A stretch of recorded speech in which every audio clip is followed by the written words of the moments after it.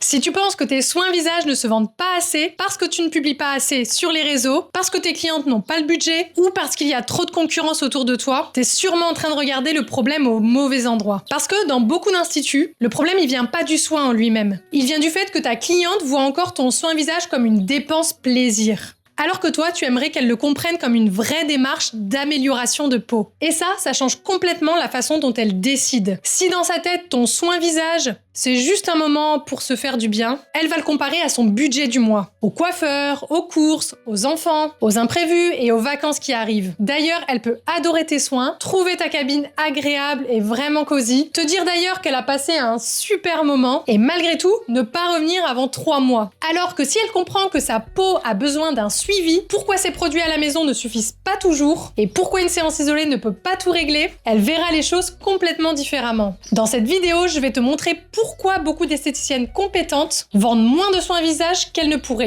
Et surtout, comment commencer à transformer tes soins visage en quelque chose de beaucoup plus clair, plus lisible et plus engageant pour tes clientes. Alors si tu ne me connais pas encore, moi je suis Amélia. J'aide les professionnels de la beauté et du bien-être déjà installés à faire en sorte que leur chiffre d'affaires les rémunère à la hauteur de tout ce qu'elles donnent, sans faire des promos, sans se surcharger et sans s'épuiser plus en cabine, pour retrouver une vraie sérénité dans leur quotidien. Donc le sujet, c'est pas de publier tous les jours ou d'adapter encore une nouveauté sur ta carte de soins. Le sujet, c'est de structurer ce que ta cliente comprend avant d'acheter, pour qu'elle ne voit plus ton soin comme une option qu'elle prendra quand elle aura le temps. D'ailleurs, je l'ai vu très concrètement avec des professionnels que j'accompagne. Marie, par exemple, avait une vraie expertise en soins visage, mais son parcours, sa communication, son discours en cabine n'était pas encore assez clair pour que ses clientes comprennent naturellement pourquoi s'engager sur plusieurs séances. Puis, après son congé maternité, elle a dépassé les 7 500 € de chiffre d'affaires avec 5 accompagnements vendus. Et Muriel,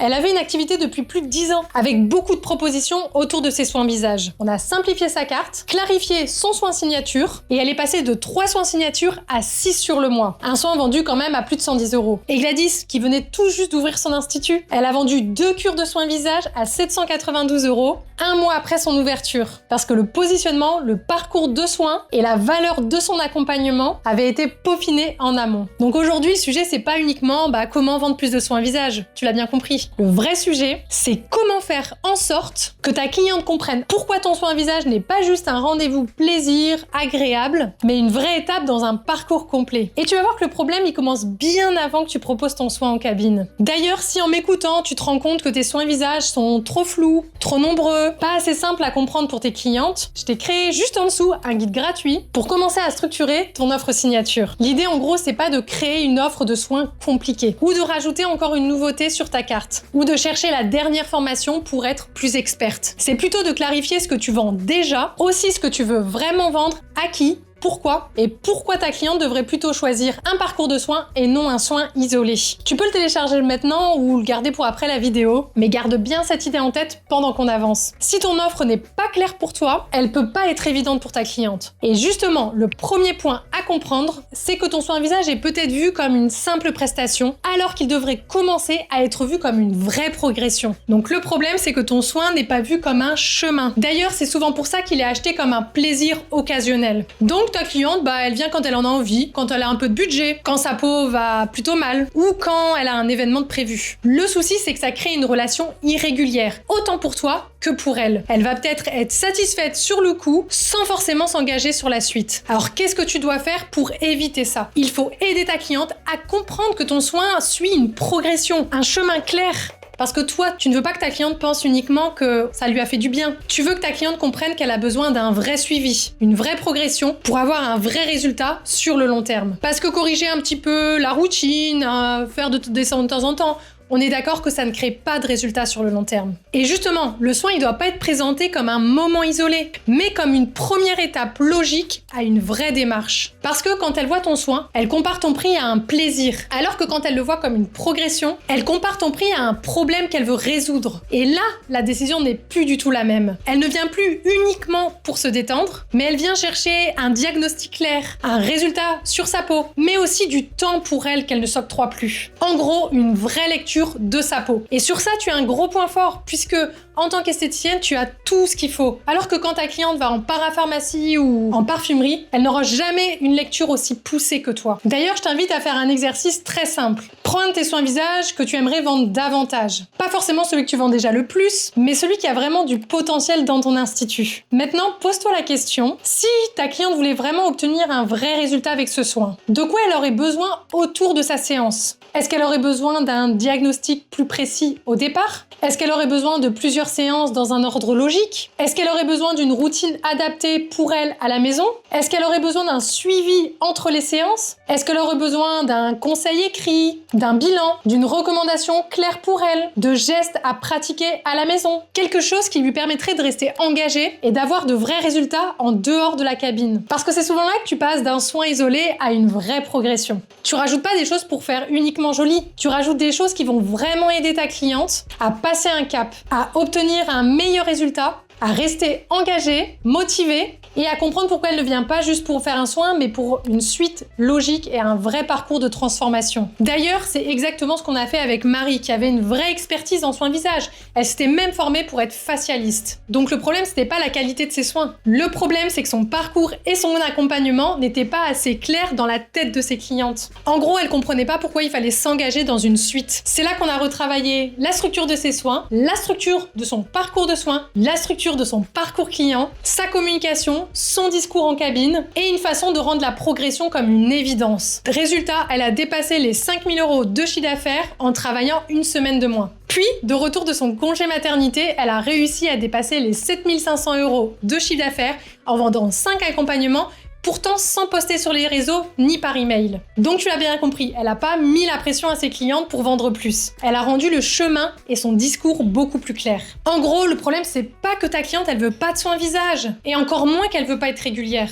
Le problème, c'est qu'elle ne comprend pas assez pourquoi c'est important pour elle, la logique de progression, et si ça la concerne vraiment. Et cette compréhension-là, elle peut pas arriver uniquement quand ta cliente elle est allongée sur ta table de soins. Elle doit commencer bien avant dans ta communication. Le problème, c'est qu'aujourd'hui, ta communication montre ton soin, mais n'éduque pas assez tes clientes. Donc ce qu'il faut comprendre, c'est que montrer, c'est pas éduquer. Et c'est là qu'on arrive au sujet des posts, des contenus, des emails, de ton discours en cabine. D'ailleurs, beaucoup d'esthéticiennes pensent qu'elles doivent publier plus, montrer plus leurs soins, parce que c'est ce que tout le monde te dit. Alors oui, c'est important de montrer tes soins, les coulisses, de voir que tu pratiques des soins visage. Mais souvent, le problème, c'est pas d'en faire plus, de publier plus. Le problème, c'est l'angle que tu abordes dans ta communication. Parce que, justement, tes contenus montrent ta cabine, tes produits, tes coulisses, ton massage, tes soins visage, toi en train de pratiquer, tes textures, tes disponibilités, des fois des avis ou des avant-après. Alors attention, c'est pas inutile, mais ça ne suffit pas toujours à créer la décision de réservation ou d'achat. D'ailleurs, ta cliente va regarder ton contenu et se dire « c'est joli, c'est agréable, ça donne envie ». Puis elle va continuer sa journée et elle va pas réserver. Parce que ce qu'il faut comprendre, c'est que voir un soin ne veut pas dire que ta cliente comprend pourquoi elle en a besoin. Donc ta communication ne doit pas seulement montrer et donner envie. Elle doit créer de la prise de conscience. Elle doit aider ta cliente à comprendre ce qu'elle vit, ce qu'elle sous-estime, ce qu'elle fait peut-être mal, pourquoi elle n'a pas les résultats qu'elle veut et pourquoi un soin visage peut devenir important et pas seulement agréable. Donc ce que tu dois faire, c'est de partir du problème vécu par la cliente, pas seulement du soin. Par exemple, ta cliente pense pas forcément « Oh, j'ai vraiment besoin d'un protocole expert. J'ai besoin d'actifs spécifiques pour ma peau. J'ai besoin d'un massage drainant aussi. » Elle va plutôt penser « Ma peau tire, ma peau est fatiguée, mes boutons reviennent toujours, mon maquillage ne tient pas. J'ai acheté plein de produits et ma peau est toujours pareille. Mon teint est terne, j'ai l'air fatiguée. D'ailleurs, ma collègue me l'a dit la semaine dernière et je sais plus quoi mettre sur mon visage. » Donc c'est là que ton contenu, il doit faire le pont entre ce que vit ta cliente et ce que tu proposes. Par exemple, au lieu de nouveaux soins éclat avec massage drainant, pourquoi ta peau reste terne alors que tu fais des masques toutes les semaines? Au lieu de soins anti-âge disponibles, ça pourrait être ce que beaucoup de femmes font quand elles voient leur première ride apparaître et qui peuvent faire vieillir ta peau encore plus vite. Ou par exemple, au lieu de résultats après un soin, pourquoi un seul soin peut améliorer l'éclat de ta peau, mais ne suffit pas toujours à transformer durablement la qualité de ta peau. Pourquoi c'est mieux? Parce que là, tu ne forces pas la vente, tu prépares la décision, tu expliques des scènes que ta cliente vit dans son quotidien. Du coup, ta cliente, elle arrive déjà avec une partie de la réflexion. Elle est déjà à moitié consciente dans sa tête. Et du coup, elle n'arrive pas totalement froide au moment moment où tu lui proposes éventuellement une suite, une cure, un accompagnement. C'est exactement ce qui est arrivé à Océane. Alors oui, Océane ne communiquait pas assez sur ses soins visage parce qu'elle ne savait pas comment faire. Mais surtout, sa communication ne faisait pas assez le travail d'éducation auprès de ses clientes.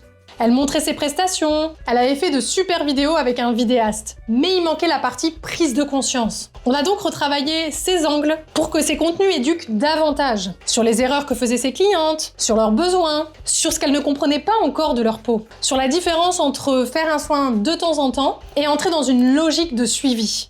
Résultat, au mois de juillet, elle a réussi à diminuer la réservation de ses prestations ongles tout en doublant son chiffre d'affaires en soins visage, en vendant des soins premium et des cures. Donc tu l'as bien compris, elle n'a pas juste communiqué plus, elle a juste communiqué de manière plus éducative. Sa communication a vraiment fait avancer sa cliente dans la réflexion, ce qui a rendu la vente beaucoup plus fluide et beaucoup plus naturelle. Alors maintenant, je vais te donner un petit exercice. Prends ton dernier post ou ta dernière story sur les soins visage. Est-ce que tu parles surtout de ce que tu fais, des coulisses, ou est-ce que tu aides vraiment ta cliente à comprendre quelque chose sur elle, sur sa peau, sur ses habitudes? Donc tu l'as bien compris.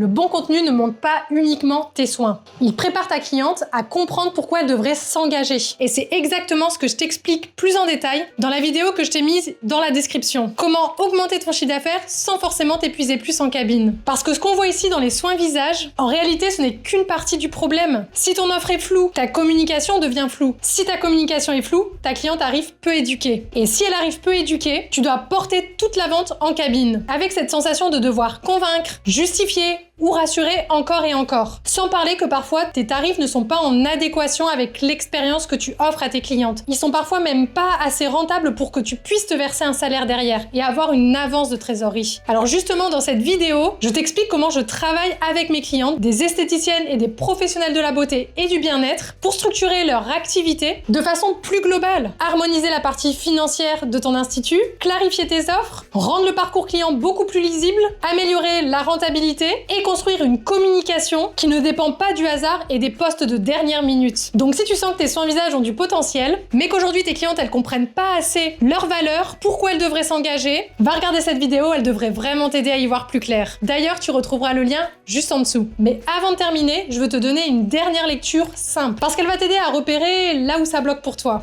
Mais même si ta communication elle devient beaucoup plus claire, il y a un autre blocage qui peut tout ralentir. Si ton offre de soins est elle-même difficile à lire et à comprendre pour ta cliente elle sera toujours pas quoi choisir. Et concrètement, tu perds des ventes. Donc c'est là que vient le troisième point. Donc là, on touche à un vrai problème que je vois trop souvent sur les cartes de soins. C'est pas juste qu'il y a trop de soins, c'est que tes soins sont construits pour s'adapter à tous les budgets, toutes les durées et toutes les demandes.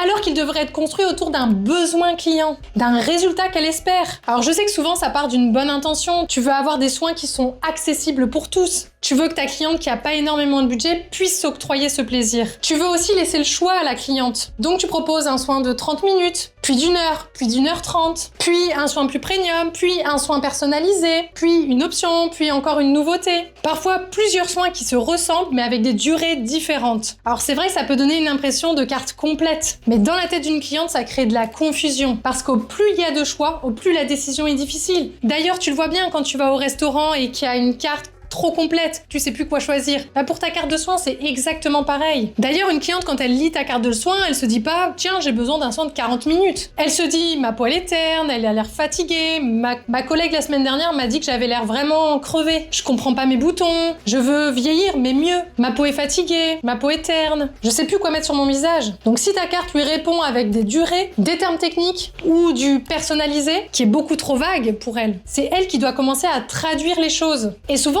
elle le fait pas parce qu'elle n'a pas envie, parce qu'elle ne comprend pas. Donc elle choisit le moins risqué, le moins cher, le plus court, celui qui engage le moins, ou elle attend que tu choisisses pour elle en cabine. Il faut vraiment que tu construises ta carte de soins autour des besoins de ta cliente, des résultats qu'elle espère et de la progression que tu peux lui proposer. Donc le but c'est pas forcément de tout retirer. Le but c'est que chaque proposition, chaque soin ait une place claire dans la tête de ta cliente. Tu peux par exemple avoir un soin d'entrée pour faire le point, un soin un peu plus complet pour un vrai besoin installé, un soin premium pour une expérience plus poussée, une cure ou un accompagnement pour une transformation plus suivie. Mais la cliente doit comprendre à qui ça s'adresse, pour quels besoins, pourquoi choisir celui-là et quelle est la suite logique. Alors pourquoi c'est important et c'est mieux pour toi? Parce que si ta carte de soins est plus claire, ton discours en cabine est beaucoup plus simple. Tu expliques mieux la valeur, mieux la différence, tu assumes mieux tes propositions et t'as pas besoin de compenser une carte floue par un long discours en cabine où tu dois te justifier, t'adapter, expliquer à la cliente. Et la montée en gamme devient beaucoup plus naturelle. Donc maintenant, prends ta carte de soins. Est-ce que quand tu lis ta carte de soins, ta cliente comprend en moins de 10 secondes quel problème précis chaque soin m'aide à résoudre? Parce que si c'est seulement drainage lymphatique, soin visage, massage, la cliente elle voit ça comme une prestation. Elle voit pas forcément pourquoi elle devrait réserver maintenant par rapport à son cas précis, ni ce que ça va d'ailleurs changer concrètement pour elle. Maintenant, deuxième chose, est-ce que tes soins sont organisés comme un parcours de soins logique ou juste est-ce que tu les as empilés les uns aux autres? Souvent ce que je remarque c'est que les cartes de soins sont beaucoup trop floues. Au plus tu es précise, au plus ça vend. Dernière chose, est-ce que ta carte de soins met vraiment en valeur ton expertise principale? Ce pourquoi tu es à l'aise, doué, ce que tu aimes vraiment. Et c'est là que c'est souvent inconfortable parce qu'on veut faire plein de choses, mais il y a souvent une expertise qui nous démarque, qui nous permet de nous épanouir, qui nous permet d'être bien dans ce qu'on fait. Il faut pas avoir peur de le mettre en avant. D'ailleurs, c'est exactement ce qu'on a fait avec Muriel. Muriel, elle a une activité depuis plus de 10 ans, donc on n'est pas sur quelqu'un qui démarre sans expérience. Elle a donc une activité, des clientes, un vrai savoir-faire, mais sa carte de soins était beaucoup trop dure et difficile à lire et comprendre pour sa cliente. Elle avait testé de réduire sa carte, de remplacer certaines choses, elle avait même réussi pendant 1 mois à vendre plus de soins visage. Sauf qu'il manquait encore de la lisibilité, de la crédibilité, de la valeur sur ses soins et surtout de la compréhension. C'est exactement ce qu'on a travaillé ensemble. Elle avait d'ailleurs quasiment une dizaine de soins visage proposés et le problème c'est que ces soins ils étaient pas mauvais.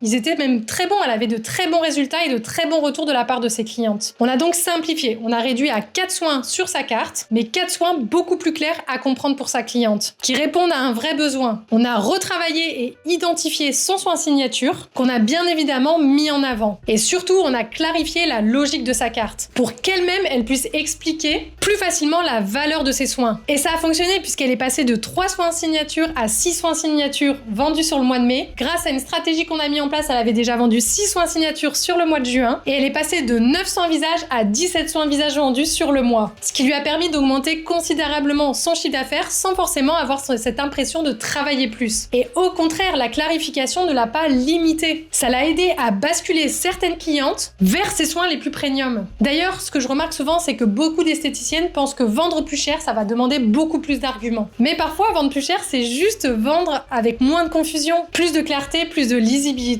et plus de compréhension de la part de la cliente. Et c'est là qu'on arrive au point assez inconfortable pour toi, parce que souvent ta cliente elle peut hésiter, te dire c'est cher, je sais pas si c'est le bon moment, je vais y réfléchir, elle hésite. Et souvent l'esthéticienne à ce moment-là pense que c'est parce que c'est trop cher, parce que c'est le prix, le budget qui bloque. Alors qu'en réalité c'est pas souvent le prix qui bloque, c'est la valeur perçue de ton soin. Donc je pense que là tu as bien compris que tes soins visage peuvent bloquer à 3 endroits. La cliente voit uniquement une prestation au lieu d'une progression, la communication montre le soin mais n'éduque pas assez ta cliente et ta carte est parfois construite autour des budgets et du timing au lieu du vrai besoin. Mais il y a encore un vrai sujet qui relie tout ça. Et je vais pas le développer ici parce que ça serait beaucoup trop long à t'expliquer, mais du coup ça mérite vraiment une vidéo entière pour que je puisse t'expliquer le principe. On parle du fameux parcours client. Parce qu'en réalité, un soin visage, il se vend pas uniquement dans un seul moment. Il y a ce que la cliente comprend avant de prendre rendez-vous, il y a ce qu'elle comprend pendant le soin, au moment du diagnostic et de la recommandation, et il y a ce qu'elle comprend